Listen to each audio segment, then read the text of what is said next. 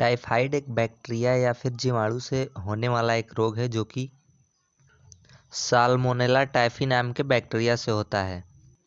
इसे हम आम भाषा में एंटरिक फीवर या मियादी बुखार भी कहते हैं। तो आज की वीडियो में हम बात करने वाले हैं कि जब किसी पेशेंट को टाइफाइड या मियादी बुखार हो जाता है तो उसमें क्या मेडिसिन दी जाती है। तो पहले हम ये जान लेते हैं कि जब किसी को टाइफाइड हो जाता है तो उसमें क्या क्या सिम्टम या क्या क्या लक्षण देखने को मिलते हैं। तो उसका पहला लक्षण होता है फीवर यानी कि बुखार हो जाता है। दूसरा लक्षण है हेडेक यानी कि सर में दर्द हो जाता है। तीसरा लक्षण है वीकनेस यानी कि कमजोरी हो जाता है। और किसी किसी को स्टमच पेन भी हो जाता है यानी कि पेट में दर्द भी हो जाता है। उसे लूज मोशन यानी कि उसका पेट भी खराब हो सकता है। आपको टाइफाइड है या फिर नहीं है तो उसके लिए एक जांच कराया जाता है जिसे विडाल टेस्ट कहते हैं। अगर आपका विडाल टेस्ट पॉजिटिव आ जाता है तो डॉक्टर आपका ट्रीटमेंट स्टार्ट कर देते हैं। देखिए इसमें मैं जो दवाई बताने जा रहा हूँ ये आपके केवल जानकारी के लिए है। इसमें से आपको कोई सी भी दवा खुद से इस्तेमाल नहीं करनी है क्योंकि हर मरीज की स्थिति में दवाई का डोज अलग हो सकता है। देखिए एलोपैथिक के अनुसार हमें यहाँ पर सिम्टम के अनुसार दवा देनी होती है। देखिए सबसे पहले हम बैक्टीरिया के लिए दवा देंगे यानी कि जीवाणु के लिए देंगे। उसके बाद फिर फीवर के लिए देंगे। उसके बाद फिर सर दर्द के लिए देंगे। उसके बाद फिर कमजोरी के लिए देंगे टाइफाइड में।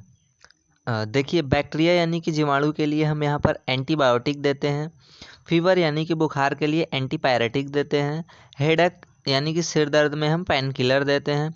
वीकनेस यानी कि कमजोरी में हम मल्टीविटामिन देते हैं।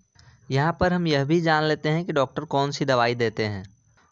सबसे पहले डॉक्टर एंटीबायोटिक देते हैं तो उसमें फ्लोरोक्विनोलोन्स ग्रुप के मेडिसिन रहते हैं।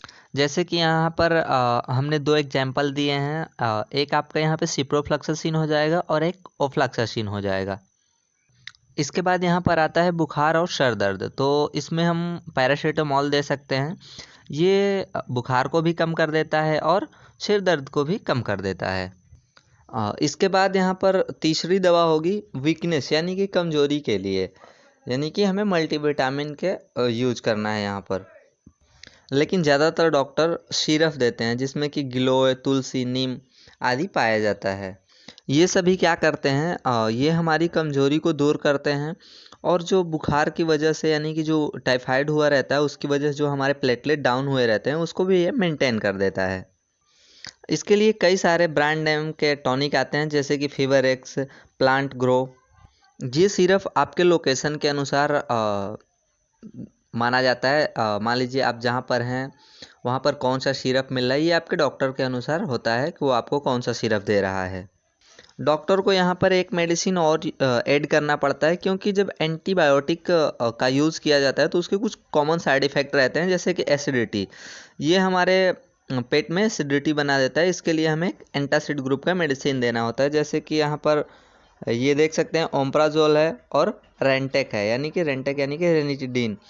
तो ये हमारे एसिडिटी को कम कर देता है। इन दोनों में से कोई एक सी मेडिसिन यूज कर लेना है आपको। तो आपने देखा यहाँ पर कुल मिला के 4 दवाएं दी जाती हैं। एंटीबायोटिक में शिप्लॉक्स या फिर ओफ्लॉक्सासिन, एंटासिड में ओमेज या फिर रेंटेक, पेन किलर पेन और फीवर में पैरासीटामोल, वीकनेस में सिरप या फिर मल्टीविटामिन कैप्सूल। तो इस तरह से डॉक्टर टाइफाइड का ट्रीटमेंट करते हैं।